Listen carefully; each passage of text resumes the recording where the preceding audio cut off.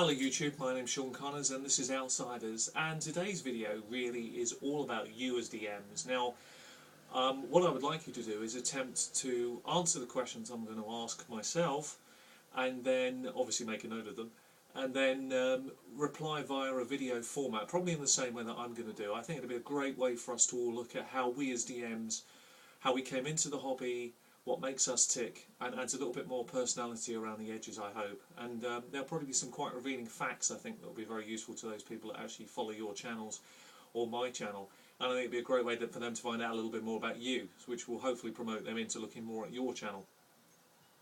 So without further ado, let's kick it off. Now, I might appear, before I really get started here, as some sort of delusional paranoid. That's probably because I am. But don't let that fool you. Just follow along, have some fun with it, and let's see what we find out about each other. So here goes. How did you get into role-playing, Sean? Well, thank you, Sean. I got into role-playing many years ago through a friend called Andrew, who said there was a game that he was involved in that he thought I might like. I went along to the gaming session. Andrew was actually DMing the game. And at the time, although I didn't know it, I was playing a monk, and again, although I didn't know it, was Keep on the Borderlands, so it was Dungeons and Dragons. After having played one session, I thought to myself, I really want to be doing what Andrew's doing, so that's what I did. From that point on, I got the books, and I started running games immediately the following week, and have never looked back. How long have you actually been running games, Sean? Thanks, Sean. 26 years now, man and boy. What are your favourite systems to DM, Sean? For me, I suppose the love affair has always been fantasy role-playing games. So generally it's been pretty much anything fantasy role-play. I've probably played it at some point. I find that, and particularly my favourite is D&D, I've got to say that straight off. Although it's not always been a totally happy love affair like all love affairs are. I mean, I started off with the hardback D&D books. I certainly know all about the red books, the blue books, the expert books, you know, seen them all. But I didn't like second edition D&D because I found it was too much of a patchwork quilt of rules. It was very, just wasn't much fun for me. Loved third, and loved what 3.5 did, and I'm especially enjoying what Paizo are doing, hence my Rate Most latest videos. How would you describe your DMing style, Sean? Well, thank you for that question, Sean. That's a tough one to answer, actually. I suppose I would describe it as tough love, actually. It's firm but fair. It's realistic in terms of I try to put myself in the NPC's shoes. I try to really portray them as they would see it. I like to think I get that right most of the time. So firm but very fair. What is your best quality as a DM? Thank you, Sean. That's a good question. For me, I guess it's ad-libbing. I think it's the ability to ad-lib well. Now, I think a lot of people say they can ad-lib, but the reality is what your players' feedback is. If your players don't see the joins, then it's seamless ad-libbing. It's a success. And I think I have a gift for it. I write material, obviously I believe in writing material, all my own material as best I can, or I do like to nick maps. I think I've told you this on previous videos.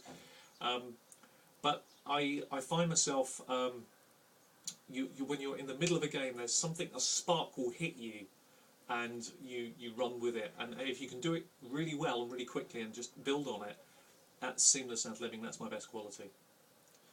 What makes a great DM, Sean? I think perseverance. I think you have to have what I call a thick skin and elastic band mentality. You've got to roll with the punches. You know, you're not going to please everybody all the time. You know, you are going to have to make some pretty tough decisions. You know, you are going to upset people, and sometimes they're your friends. That comes with the turf as a DM, and that's what makes this game probably one of the most intricate and interesting, to be honest. Why do you DM, Sean?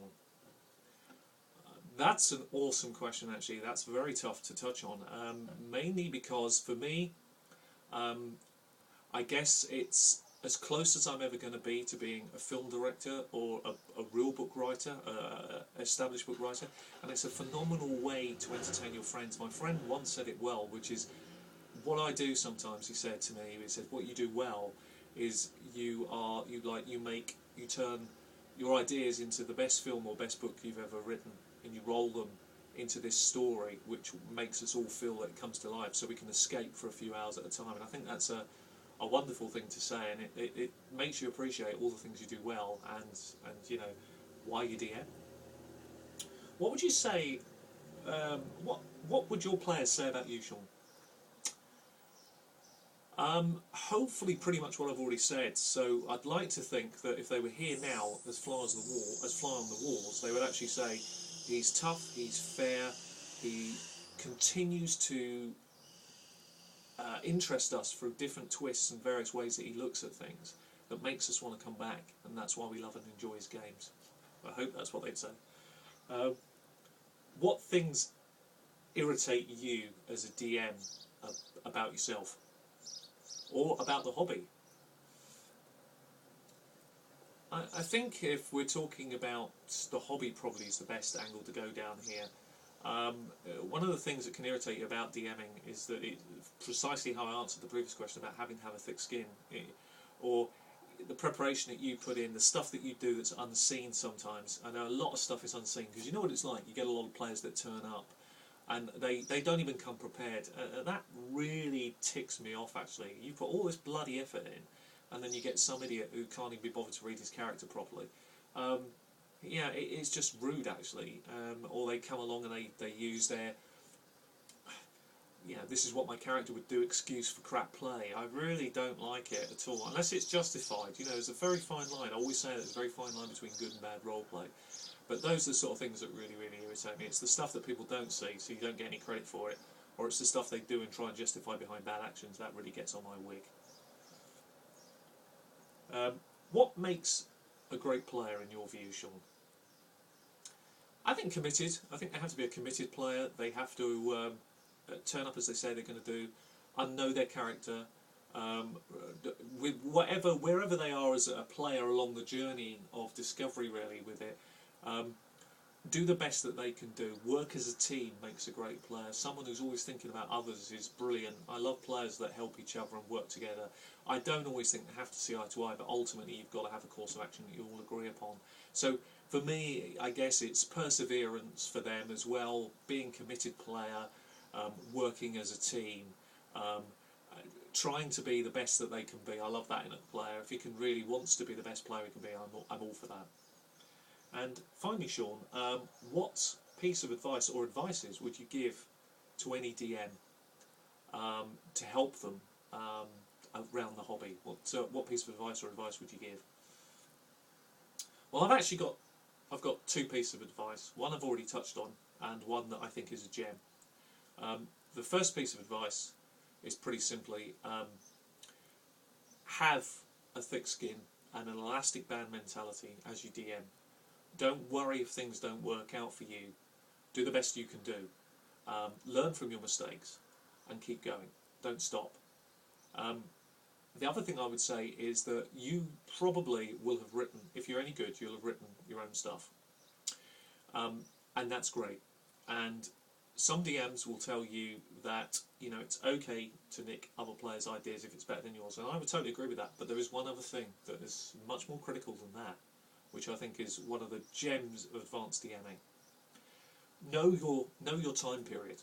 Yeah, know your amount of time that you've got, and as you're playing the game and as it unfolds, make a conscious call in your head. Now, if you're playing a really good game and you know it's going to be 2 sessions, that's fine.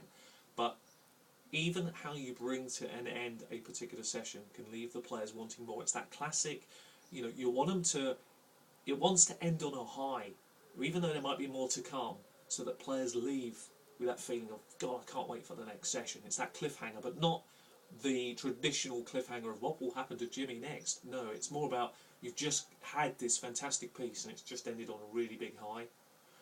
So what's going to happen next? And that's where you want to leave them as a DM. So that's me really done. Thank you, Sean, for your views. Anyway, so now it's over to you guys. Please note down the questions. Please give me your video response, and I look forward to hearing from you soon. Take care of yourselves. Happy gaming. Till the next time. Bye-bye.